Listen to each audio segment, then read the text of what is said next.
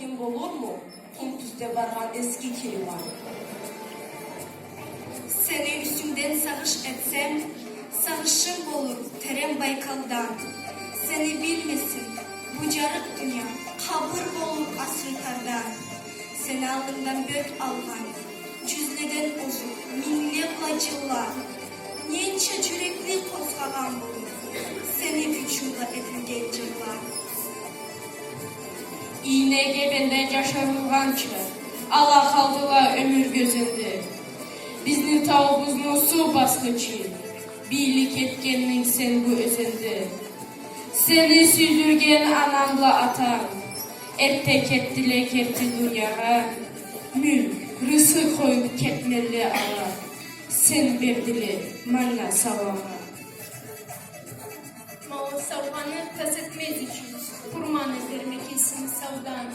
Hala perleden beri bir ayçı, hala kızın o kadar cıldan. Bizim yıl sana başlananında, sen halaflanı bolmuşsun kardı.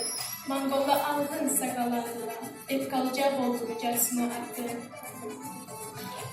Andanesi eslem, közde algıyçı, Ashak Timur'nu kırdı kılıcı. Seni üstümde kesin eskertti, dürgen askerini assı kılığı.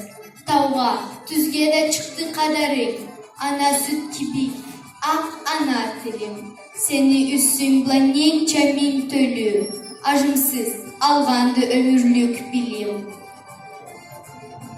Canı üstünde bir tövbeli, anne içinde canı var çık çık, dünyada bu var bir tövbesinde, anne içinde tertemiz tık çık, barında tüm tapan, can dile, bilir güç kadar senin bakanı, gelmişlerine kandı Atatürk, senin üstünde asıl babanı. Oy ana dilim, oy tuğbar dilim, sırtından kişi salamat seni. Hanslı çalmancı, çalsalar seni, ağlısın bolu, sen çıktın öyle. Emin alanı, kazavatlarını, sen üstleri bayırten çözdü.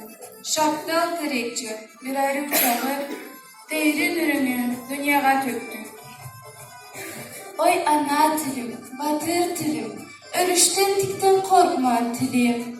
Bu mincillikni koz terekini, tutaklarına entada elin. Oy ana dilim ketken ömür bulan, tap olmadı ayak alışı, kelgen ömürge bir nür cavsun da, etsin o senge en baş alışın.